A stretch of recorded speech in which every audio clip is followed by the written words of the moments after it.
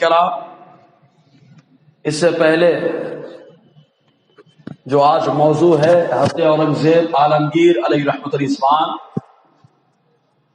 اور کی دین پروری اور ان کے اولاد کی دین پروری، یہ دوسری قسط ہے۔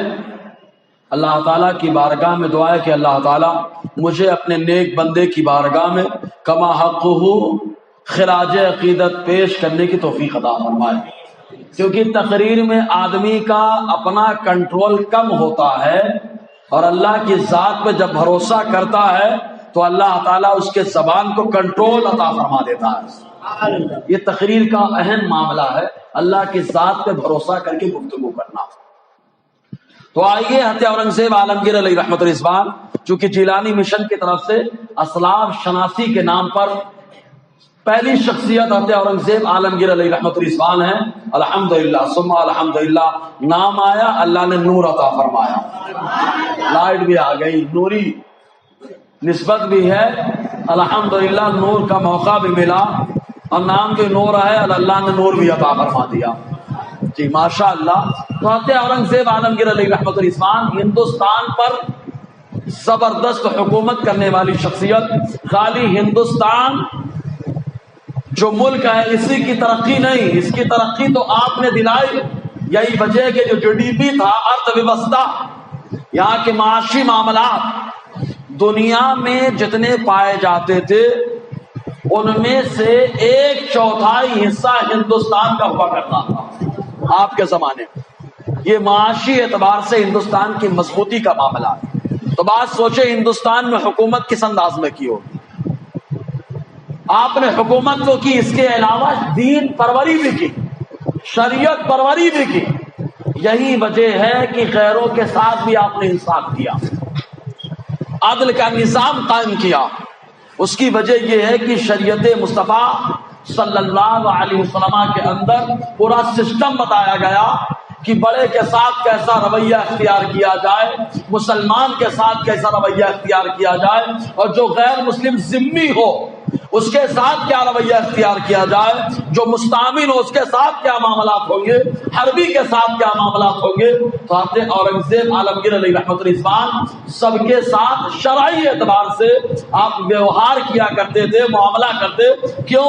اس لیے کہ اللہ تبارک و تعالیٰ نے خالی آپ کو عالمی نہیں، عالم شرعی نہیں، بلکہ اللہ تعالیٰ نے عالم طریقت ہی بنایا تھا، ولایت کا منصب بھی عطا فرمایا، اور اس کے ساتھ ساتھ اعلیٰ حضرت نے تو مجدد کہا ہی ہے، غیروں کے بڑے بڑے جن کی باتیں وہ پیش کرتے ہیں انہوں نے بھی حضرت اورنگزیب عالمگیر علیہ رحمت الرضوان کو مجدد مانا ہے۔ تو آپ مجدد، اور مجدد اپنے زمانے کے ولیوں کا امام ہوا کرتا ہے۔ بہت سلو بولتے ہیں یار آپ لوگ، ہاں اس میں اگر سلو بولے تو بڑا معاملہ پیچیدہ ہوگا یار۔ ایسے بولو کہ تھوڑے لوگ جب لڑائی کرتے ہیں تو چلاتے ہیں پوری گلی بھر جاتی ہے۔ ایسا سبحان اللہ بولو کہ مسجد عارش خلیل کے اطراف کے لوگ بھاگ کے آئے کہ مسجد میں ہو کیا رہا ہے، بولو نا یار، یہ انداز ہونا چاہیے، اس میں کوئی کنجوسی نہیں۔ تو اب سب سے پہلے حضرت اورنگزیب عالمگیر علیہ رحمت الرضوان نے دین پروری کیسے کی، شریعت کو کیسے بڑھاوا دیا، کس انداز میں لوگوں کو شریعت کو سمجھایا۔ ایک ہوتا ہے شریعت کا سمجھانا قول کے ذریعے سے، اور ایک ہوتا ہے فعل کے ذریعے سے، یعنی بول کر ایک کردار کے ذریعے سے۔ حضرت اورنگزیب عالمگیر علیہ رحمت الرضوان کا وجود یہ مجسم مصطفیٰ جان رحمت کی شریعت ہے۔ آپ کا چلنا سنت کے مطابق، بیٹھنا بھی سنت کے مطابق، آپ کا فیصلہ بھی مصطفیٰ کی سنت کے مطابق ہوا کرتا ہے۔ حضرت اورنگزیب عالمگیر علیہ رحمت الرضوان اتنے زبردست، آپ نے تو یہ سن رکھا ہوگا کہ آپ نے قرآن لکھا، یعنی قرآن کے نسخے ہاتھ سے قرآن لکھتے تھے، قرآن لکھتے تھے۔ لکھنے کے بعد سب سے پہلا قرآن جو لکھا تھا تو آپ نے اسے مکہ مکرمہ میں بطور تبرک پیش کیا تھا۔ دوسرا قرآن جو آپ نے اپنے ہاتھ سے جو نسخہ تیار کیا تھا اس کو مصطفیٰ کے شہر مدینہ طیبہ میں پیش کیا تھا۔ اور اورنگزیب عالمگیر علیہ رحمت الرضوان ایسا نہیں کہ خالی بس قرآن لکھ دیے، نسخہ قرآن لکھتے بس۔ آپ نے مصطفیٰ جان رحمت کی حدیثیں پہلے سمجھ لیں، 3 طرح کی ہوتی ہیں، حدیث قولی، فعلی، تقریری۔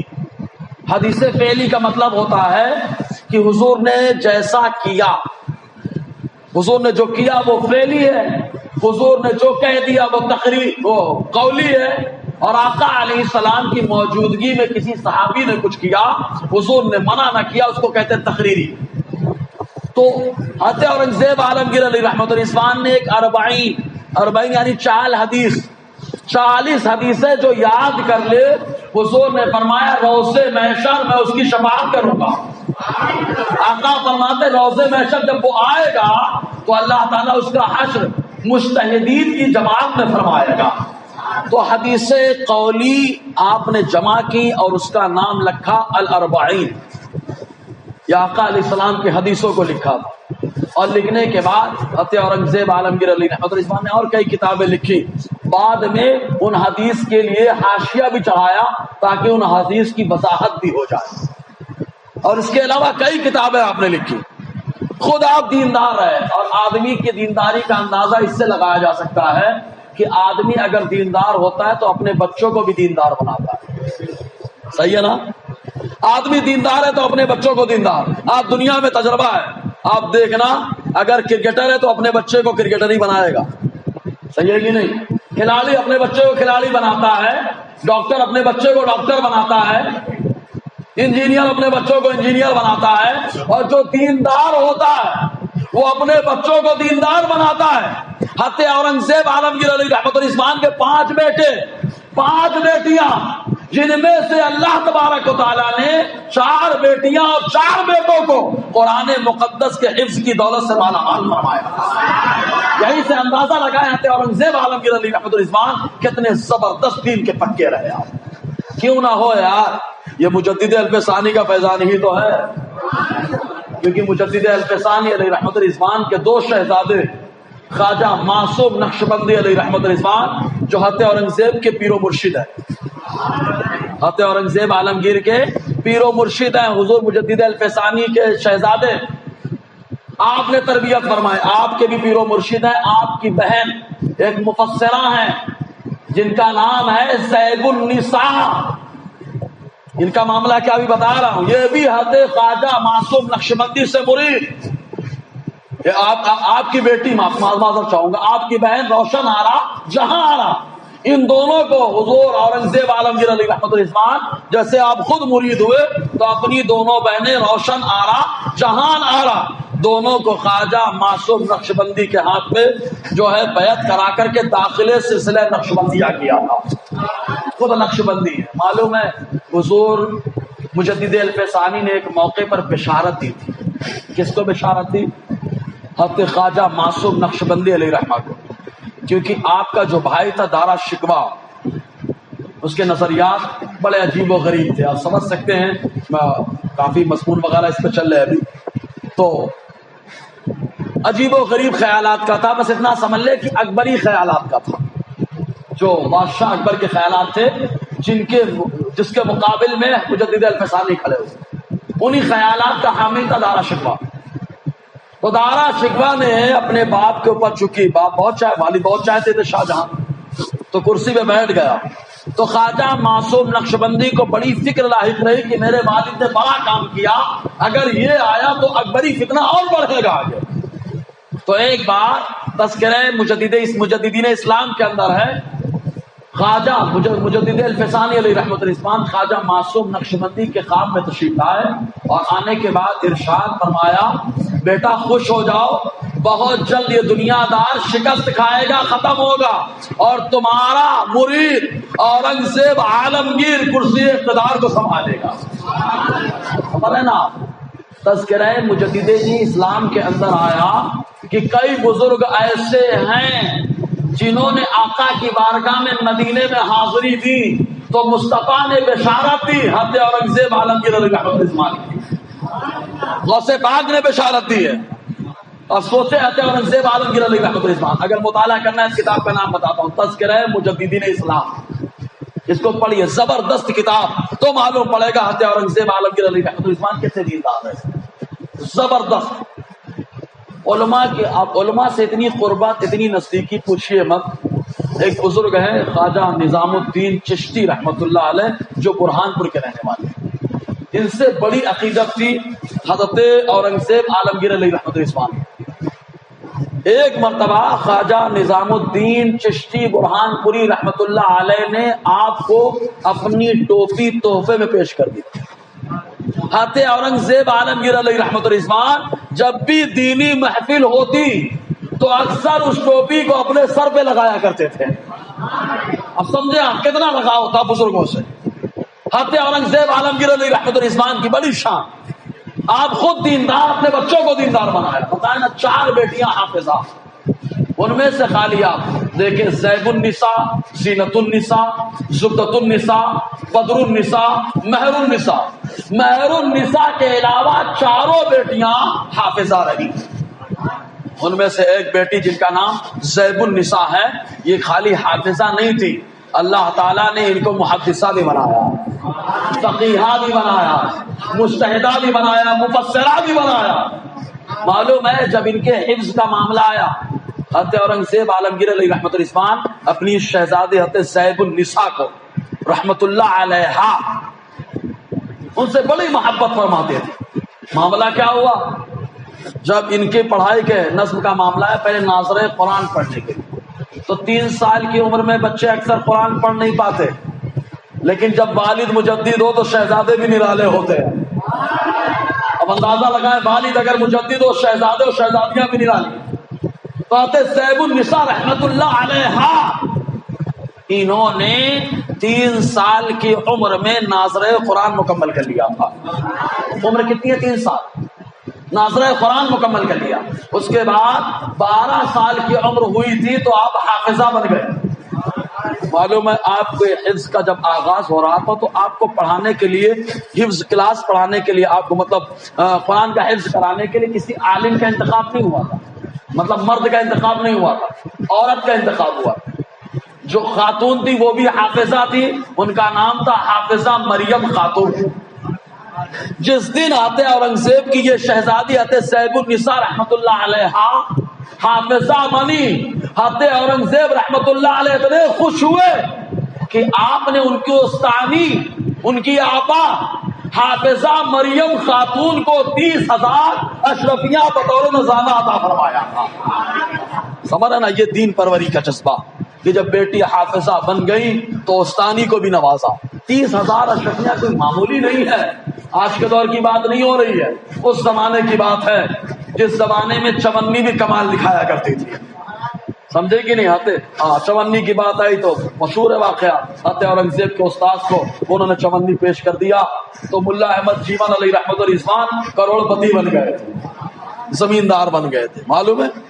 تو آتے اورنگزیب عالمگیر علیہ رحمت الرضوان پہلی بیٹی، اور خود ان کا معاملہ ایسا تھا، رمضان میں آپ تراویح کی نماز پڑھتے معاصر عالمگیری کے اندر جو فارسی میں، اس میں آیا حضرت اورنگزیب عالمگیر علیہ رحمت الرضوان تراویح کی نماز پڑھنے کے بعد علماء فضلاء کو جمع کرتے اپنے دربار میں، اور جمع کرنے کے بعد ان سے مسئلے مسائل پہ تبادلہ خیال فرمایا کرتے تھے.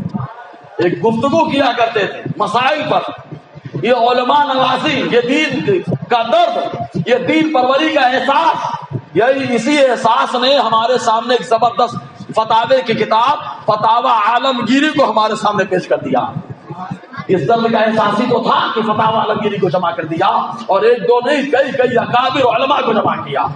سلسلہ نقشبندیہ کا ایک گھرانہ جو بالاپور کا رہنے والا ہے، الحمدللہ فتاوی عالمگیری کی جب ترتیب ہو رہی تھی تو سلسلہ نقشبندیہ بالاپور کے 2 بزرگوں نے اس میں شرکت کی تھی. اور خود حضرت اورنگزیب عالمگیر علیہ رحمت الرضوان بالاپور نقشبند جو خانقاہ نقشبندیہ ہے وہاں پر آپ کی عدالت لگا کرتی تھی، وہاں پر آپ کی عدالت لگا کرتی تھی. یہ حضرت اورنگزیب عالمگیر علیہ رحمت الرضوان دین کا بڑا درد، زبردست جذبہ دین پروری کا. تو آپ کی بیٹی جو زیب النساء جب یہ حافظہ ہو گئیں تو اب ان کی پڑھائی آگے بڑھانے کا معاملہ آیا. تو ایک بزرگ ہیں، اب اس زمانے میں بڑے مولانا کو ملا کہا جاتا تھا. ملا بولے تو اپنے وقت کا زبردست عالم. آج تو مفتی سے بھی پیٹ نہیں بھر رہا ہے، میری بات سمجھے آپ؟ مفتی سے بھی پیٹ نہیں بھر رہا، مولانا سے بھی پیٹ نہیں بھر رہا. وجہ کیا ہے؟ غور کرنے کی بات ہے. وجہ صرف یہ ہے کہ ہم لوگوں کے اندر جو داڑھی رکھتا ہے وہ بھی مولانا ہو جاتا ہے. تو بیچارہ 9 سال پڑھنے والا ترقی کرتا ہے. اب تو ڈر لگ رہا ہے کہیں آگے اور نہ بڑھ جائیں، داڑھی رکھنے کے بعد مفتی صاحب نہ کہنا شروع کر دیں. اللہ تعالیٰ کرم فرمائے. تو ملا یہ ایک زبردست محترم لفظ تھا جس کو ہم لوگوں نے خراب کر دیا. اب مولانا کو بھی خراب کرنے کے چکر میں مولوی صاحب کو بھی خراب کر دیا. ورنہ بڑے مولوی کے نام سے کون مشہور تھا؟ ہماری عوام جانتی ہے. بڑے مولوی وہ ہیں جنہیں امام احمد رضا خان کہا جاتا ہے. بڑے مولوی صاحب سمجھ رہے نا. مولوی مولانا بننا آسان ہے، مولوی بننا بڑا مشکل کام ہے. دونوں میں فرق ہے. مولانا ہمارا آقا، مولوی مولا والا. زور سے یاد. مولوی مولا والا، اللہ والا. جو اللہ والا ہوتا ہے اسے مولوی کہا جایا کرتا تھا. آج تو کوئی بھی مولوی صاحب ہو جاتا ہے. مولوی صاحب سمجھ رہے کہ نہیں؟ مولوی اللہ والا. تو حضرت زیب النساء رحمۃ اللہ علیہ جو اورنگزیب عالمگیر علی رحمۃ اللہ کی شہزادی ہیں، ان کی پڑھائی کے آگے کا معاملہ جب درپیش ہوا تو آپ نے ایک بزرگ جو ملا سعید اشرف کے نام سے مشہور تھے ان کا انتخاب کیا. انہوں نے آپ کو فقہ، اصول فقہ، حدیث، اصول حدیث کی کتابیں پڑھائیں اور چند سالوں میں وہ عالمہ اور فاضلہ بن گئی. اتنی زبردست عالمہ بنی کہ علماء کی محفل جمع ہوتی پردے کے ساتھ، آپ اس محفل کی سرپرستی فرماتی اور علماء بحث کیا کرتے تھے. اگر کوئی معاملہ درپیش ہوتا حضرت زیب النساء رحمۃ اللہ علیہ اس کی نشاندہی فرمایا کرتی، پردے کے ساتھ شرکت فرماتی، پردے کے اہتمام کے ساتھ. یہ معاملہ تھا، یہ دین پروری کا معاملہ تھا. حتیٰ کہ آپ غضب کی شاعرہ تھی. آج کے دور کے شاعر نہیں. شاعر سے مراد وہ شاعر جو مصطفیٰ کی بارگاہ میں ثناخوانی کرے. انہوں نے ایک لقب اختیار کیا تھا مخفی، وہ مخفی رہ گیا. اس کو تخلص بولتے ہیں فن شاعری میں. مخفی اختیار کیا تھا، تخلص. تو آپ کا دیوان کی فارسی میں چھپا تو اس کو دیوان مخفی کہا جاتا تھا. اب تو مال نہیں پایا جاتا ہے کہ نہیں پایا جاتا ہے، اور پایا جاتا ہے تو ہمارے اندر پڑھنے کا شوق کہاں رہا، پڑھنے کا ذوق کہاں رہا. شدہ جو چل رہا ہے تحقیق کرنے کے جذبہ آتے ہی نہیں ہمارے یہاں.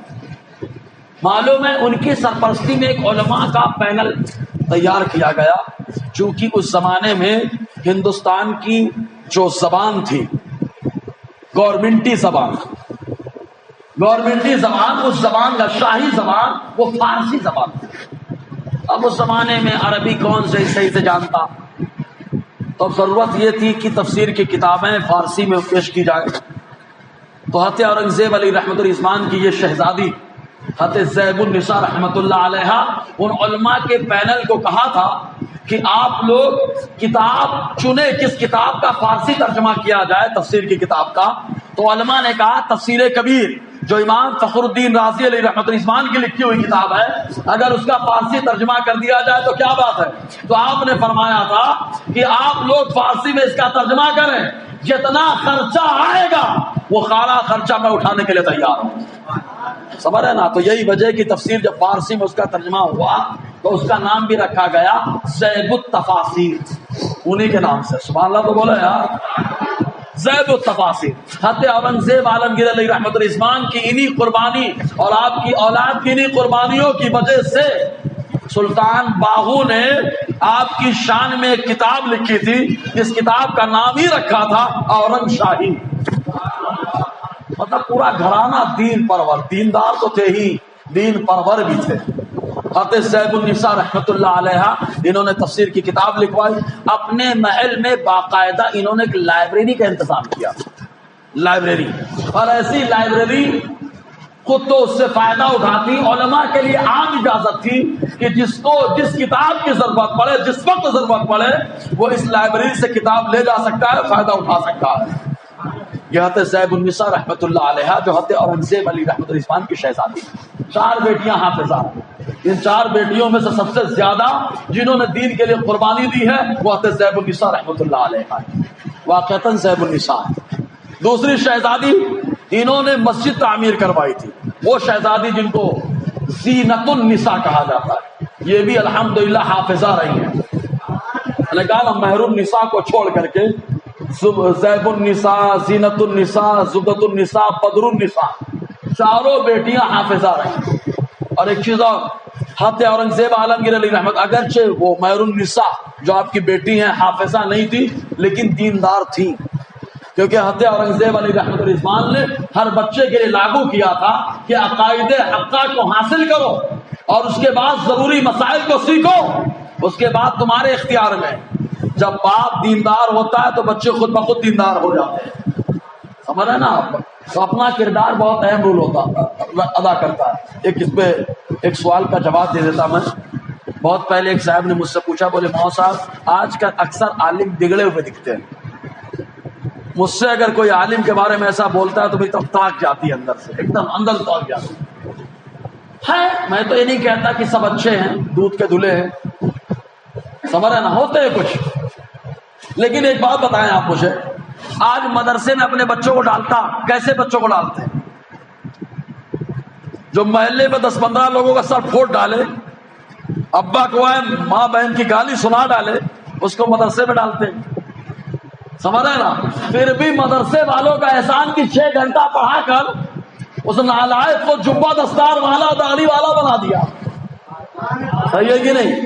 اپنے استاد کو جبہ پہنتے دیکھا تو جبہ پہننے لگا، داڑھی رکھتے دیکھا داڑھی رکھنے لگا، لیکن ابا کو دیکھا نماز نہیں پڑھتے، ابا جھوٹ بولتے، کیونکہ 6 گھنٹہ استاد کو دیکھ رہا ہے، 18 گھنٹہ ابا کو دیکھ رہا ہے۔ اب بتاؤ 6 گھنٹے کے تو اثرات بدن پہ دکھ رہے ہیں، 18 گھنٹے کے بھی تو اثرات دکھیں گے۔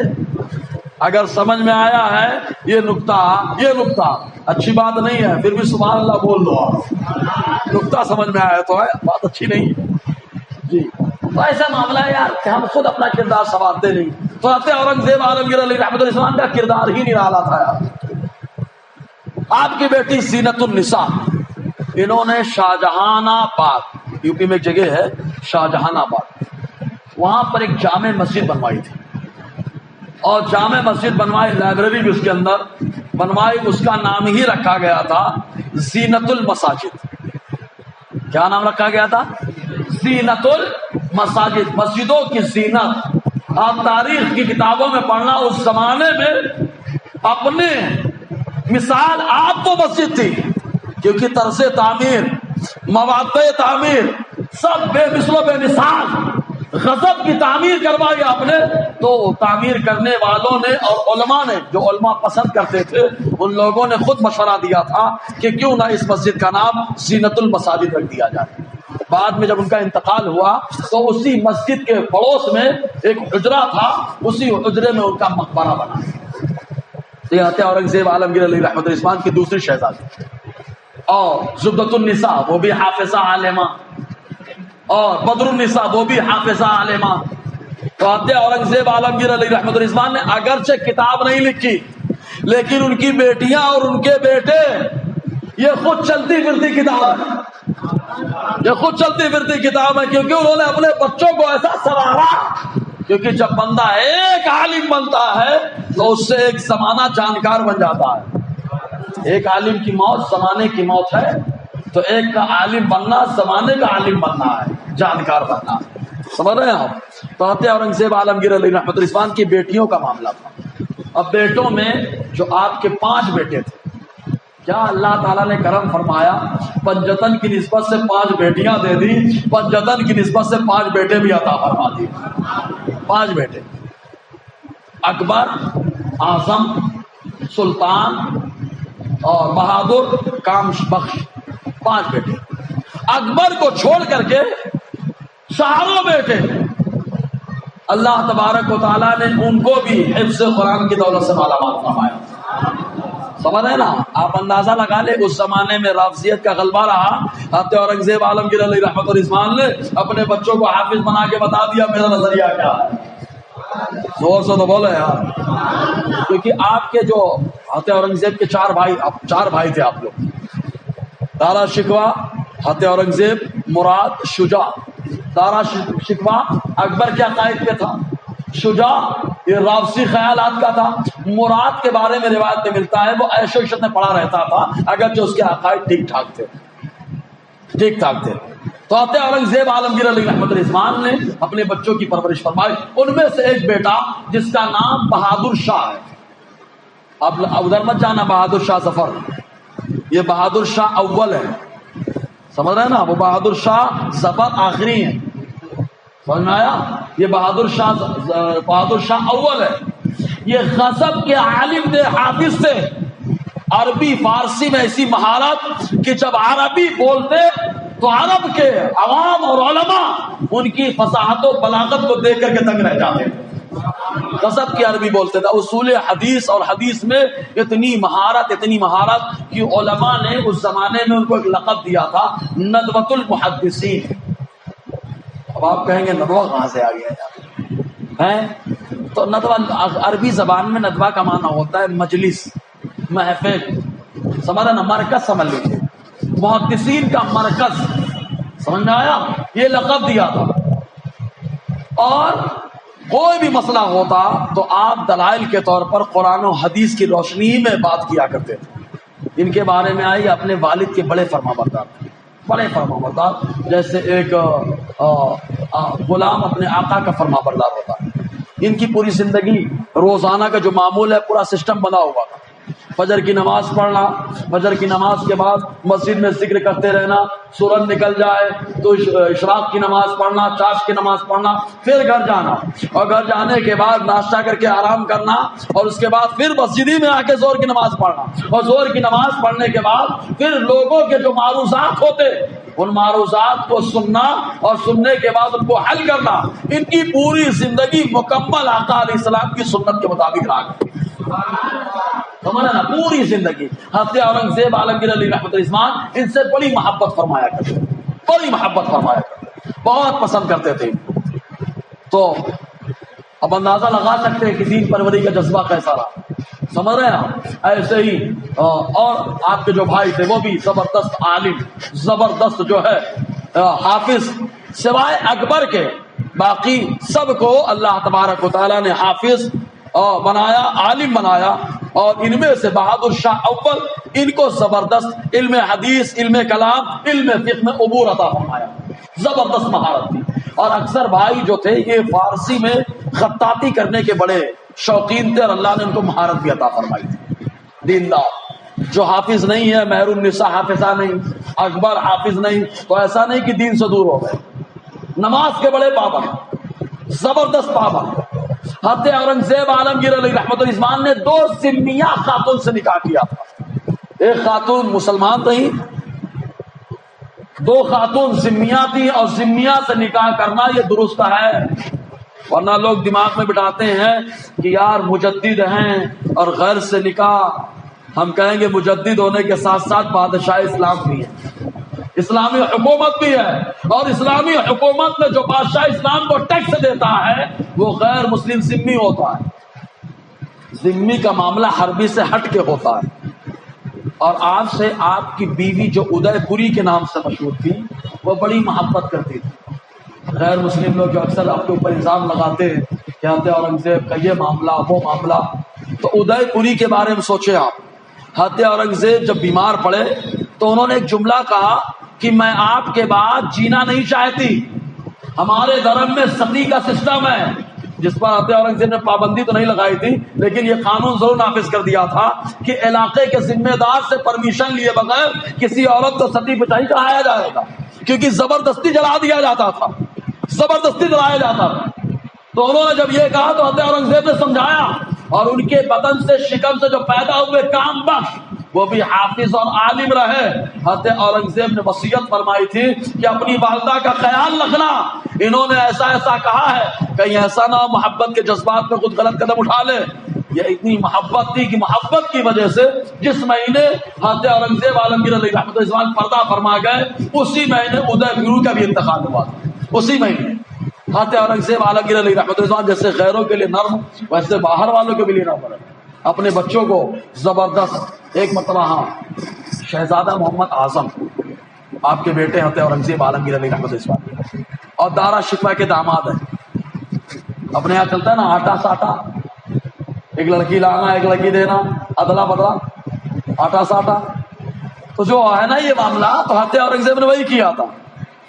دارا شکوہ کی ایک بیٹی اپنے گھر لائے اور اپنی ایک بیٹی جو ہے دارا شکوہ کے بیٹے کے ہاں دیا، آٹا ساٹا کا معاملہ۔ تو جو بیٹی جس کے لیے لائے تھے وہ محمد اعظم، جو صوبہ گجرات کا ذمہ دار رہا، ان کا معاملہ ایسا ہو گیا کہ انہوں نے ایک ایسے آدمی کو عہدہ دے دیا جو عہدے پر آیا تو لوگوں کو بڑے بڑے عہدے اپنے رشتہ داری اور اپنی پہچان اور لوگوں کی چاپلوسی کی وجہ سے دینے لگا.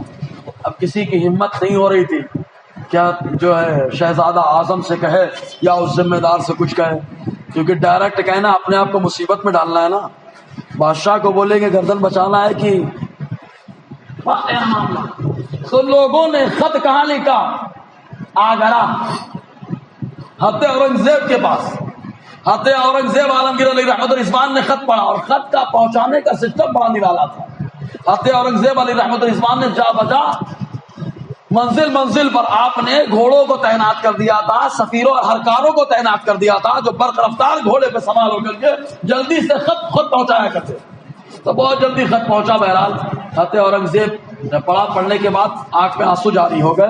آپ نے معاصر عالمگیری میں آیا ایک جوابی خط لکھا جس میں اپنے بیٹے محمد اعظم کو خطاب کیا، اور اس میں جو سب سے زیادہ چبھنے والا جملہ تھا وہ یہ کہ آپ نے لکھا کہ بیٹا اللہ تعالیٰ نے تم کو ذمہ دار بنایا ہے، اگر تم ناانصافی سے کام لوگے تو روز محشر اللہ تعالیٰ کو کیا منہ دکھاؤ گے. سمجھ رہے نا آپ؟ زور سے تو بولے یار، یہ بہت بڑی بات ہے. اللہ کو کیا منہ دکھاؤ گے؟ اپنے بیٹے کو ایسا دیندار بنا کر کے رکھا تھا. خوف خدا، خوف مصطفیٰ، آخرت کا ڈر، قبر کا ڈر. یہی وجہ ہے کہ آپ نے وصیت کی تھی. یہ دین کا جذبہ ہی تو ہے. یہ چونکہ جب احمد نگر میں آپ وصال فرما گئے، جب احمد نگر میں آپ وہاں پہنچے تو آپ کا جملہ ہی تھا کہ یہ ہمارے سفر کا آخری ہے. تو وہیں پہ پردہ فرمایا. آپ نے وصیت کی تھی تو اس حساب سے باعث خالہ کی بارگاہ میں آپ کو لا کے سپرد خاک کیا گیا. تو آپ نے جو کفن کے تعلق سے وصیت کی تھی معلوم ہے کیا لکھا تھا اس میں؟ آپ نے فرمایا تھا کہ قرآن کا نسخہ میں اپنے ہاتھ سے لکھتا تھا، اس کی کچھ آمدنی ہمارے پاس ہے، لیکن وہ میرے کفن اور تجہیز میں استعمال نہ کیا جائے، تجہیز و تکفین کے لیے، بلکہ جو میں ٹوپی سیتا تھا اور ٹوپی کی کمائی جو ہے اسی کو میرے کفن میں استعمال کیا جائے. اب اندازہ لگائیے قرآن کی لکھنے پہ جو اجرت ملی اس اجرت کو کفن میں استعمال نہ کرنے کا آپ نے وصیت کی. کیوں؟ اس لیے کہ آپ نے لکھا تھا کہ اس کے اندر مجھے شک ہے، اس کی کمائی میں مجھے شک ہے، لوگوں کو بھی شک ہے. شکوک کے معاملات ہیں. اور تقویٰ کا ایک درجہ یہ بھی ہے کہ جب شک ہو جائے حلال ہے یا حرام ہے تو اس کو چھوڑ دینا، یہ بھی متقی کی پہچان ہوا کرتی ہے.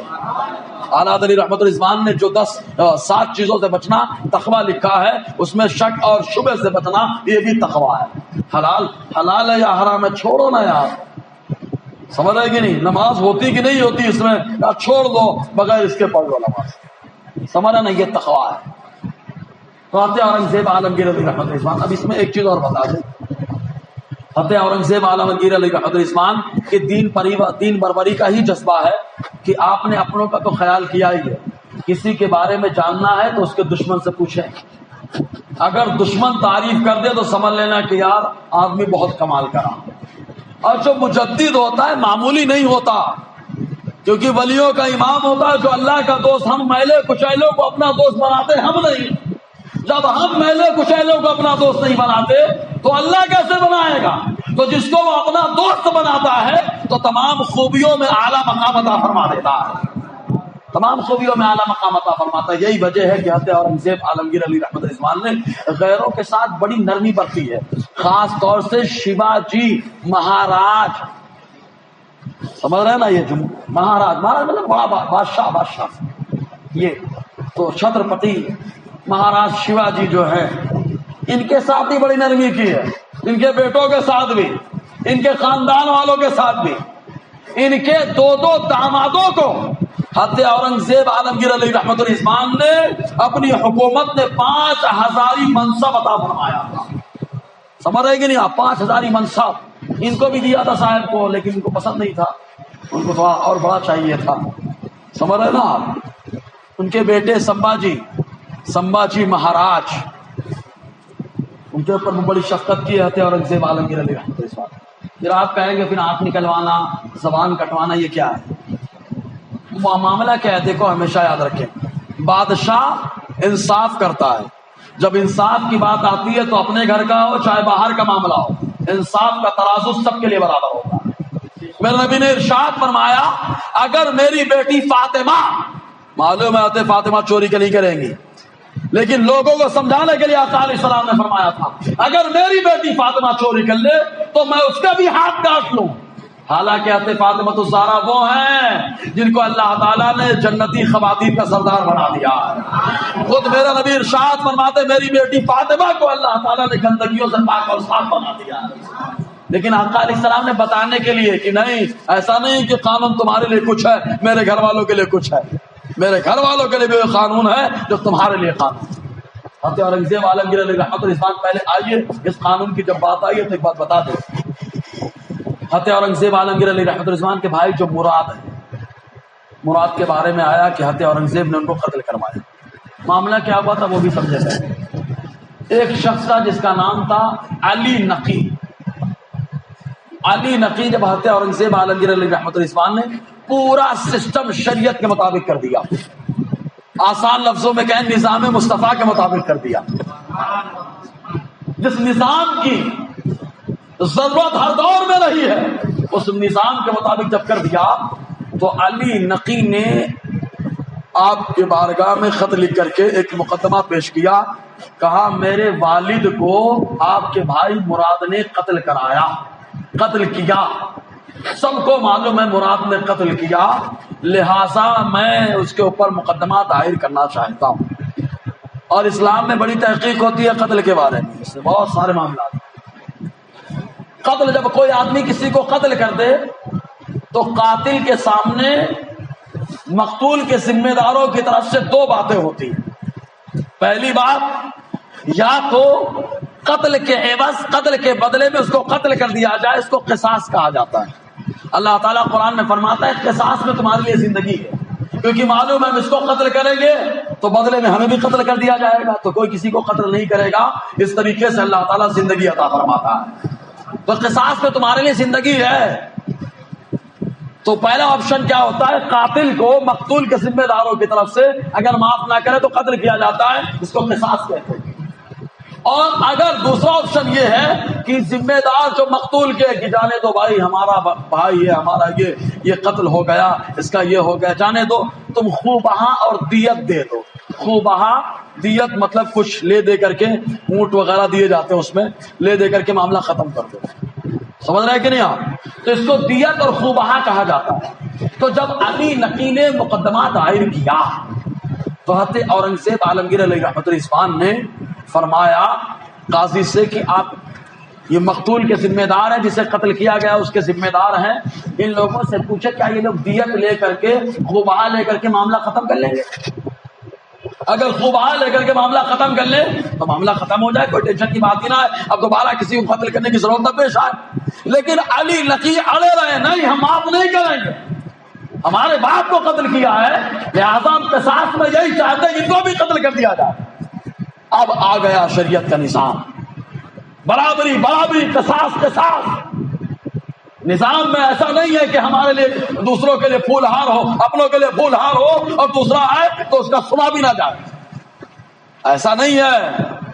ہندوستان کا قانون بھی پہلے ویسے ہی تھا، آج بھی ہندوستان کا سمویدھان سب کو برابر کرتا ہے، اور جو لوگوں کو بانٹتا ہے وہ سمجھ لینا کہ سمویدھان کے مطابق نہیں چلتا ہے، یہ بھی لانا ضروری ہے۔ جی تو حضرت اورنگزیب عالمگیر علیہ رحمۃ اللہ نے کہا کہ خوبہا دیت لے کر کے معاملہ ختم کر لیا جائے، تو اس نے کہا نہیں ہم خوبہا نہیں لیں گے، دیت نہیں لیں گے۔ جب نہیں لیا تو طوعاً کرہن حضرت اورنگزیب عالمگیر علیہ رحمۃ اللہ نے حکم دیا کہ قصاص کے طور پر مراد کو قتل کر دیا جائے۔ اب آپ بتائیے، لوگ بولتے ہیں حضرت اورنگزیب نے اپنے بھائی مراد کو قتل کرایا، یہ بتائیے قتل کرایا تو کیوں قتل کرایا؟ وجہ بھی تو بتاؤ، وجہ بتاؤ گے تو معلوم یہ ہوگا یہ انصاف کا پرچم لہرانے والا وہ بادشاہ ہے جسے عالمگیر کہا جاتا ہے، کہ جس کی انصاف کی تلوار جب اٹھی تو اس نے یہ نہیں دیکھا کہ غیر کے اوپر جا رہی ہے، اپنے بھائی کے گردن میں جا رہی ہے، اس نے خالی یہ دیکھا ہے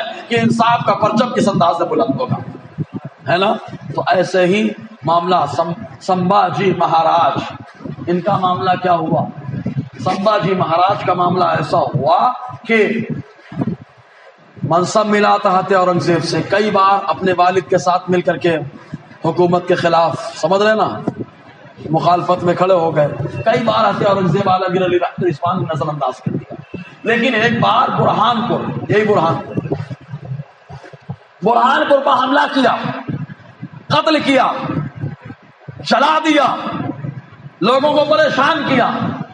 تب جا کر کے کچھ لوگوں نے جو دیندار تھے انہوں نے خط لکھا حضرت اورنگزیب کو کہ اب ہندوستان دارالحرب ہو گیا، حرب ہو گیا، یہاں نماز جمعہ بھی نہیں، نماز عیدین بھی نہیں. بڑے سخت جملے ہیں، مطلب یہ لکھ دیا دارالحرب ہو گیا، یہ حربی حملہ معاملہ ایسا ہوا. تو جب حضرت اورنگزیب کو وہ پہنچا یہ خط، آپ نے پڑھا تو جلال میں آئے، اور آنے کے بعد آپ نے انصاف کے طور پر ان کو پکڑوایا. اگر وہاں پر معافی مانگ لیتے تو معاملہ ختم ہو جاتا. لیکن حضرت اورنگزیب عالمگیر علیہ رحمۃ الاسلام نے قصاص لوگوں کو جلا دیا تھا، پورے برہانپور کو تباہ اور برباد کر دیا تھا. تب جا کر کے زبان کٹوائی، آنکھ نکلوائی. فوراً آقا علیہ السلام کی طرف سے گویا کہ ان کو ذہن ملا کہ تم نے اس کے ساتھ تو ظلم کیا، لیکن اس کے چھوٹے چھوٹے بچے ان کا کیا. تو حضرت اورنگزیب عالمگیر علیہ رحمۃ الاسلام نے سمبھاجی مہاراج کے بیٹے ساہو مہاراج کو، ساہو جی اور ان کے دونوں بھائیوں کی پرورش کی. یہی وجہ کہ ساہو جب ان کے والد کا معاملہ انتقال کا پہنچا، انہوں نے خود مختاری کا اعلان کیا حضرت اورنگزیب کے انتقال کے بعد. تو سب سے پہلے جس بارگاہ میں حاضری دی تھی وہ بارگاہ حضرت اورنگزیب عالمگیر علیہ رحمۃ الاسلام کی بارگاہ. وہاں پر حاضری دی، اور حاضری دینے کے بعد وہاں پر فقیروں کو کھانا کھلایا. اب اندازہ لگائیے یہ کیوں کھلا رہے ہیں کھانا، کیوں حاضری دے رہے ہیں؟ اس لیے کہ معلوم ہے کہ بچپن سے انہوں نے ہم کو پالا ہے، ہمیں سنوارا ہے، ہمیں کھلایا ہے. ارے معلوم خود کے بیٹے گیہوں کی روٹی کھائیں، لیکن ساہو جی مہاراج کو حضرت اورنگزیب عالمگیر علیہ رحمۃ الاسلام نے کاجو کی روٹیاں کھلائی ہیں. سمجھ رہے نا، یہ حضرت اورنگزیب عالمگیر علیہ رحمۃ الاسلام کی دین پروری اور اسلام کے نظام